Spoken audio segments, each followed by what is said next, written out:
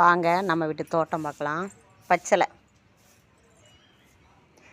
ஒருத்தர் துளசிம்பாங்க, பச்சைலம்பாங்க. இந்த பச்சலை தான், இதில் உள்ள விதை தான் நம்ம சப்ஜா விதை. இதில் உள்ள விதை வந்து காஞ்சதுன்னா சப்ஜா விதையாக மாறும். இதுதான்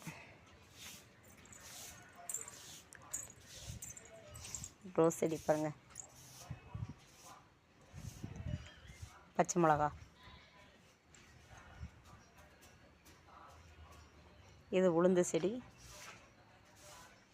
இது கற்பூரவள்ளி, அதுவும் பச்சை மிளகா தான். இது ஏதோ சுகருக்கு நல்லதுன்னாங்க. இந்த காய் சாப்பிட்டா சுகருக்கு நல்லதான் அந்த செடி. அதான் இப்போ கொஞ்சம் நான் வச்சோன்னே படபடன்னு வளர்ந்துருச்சு.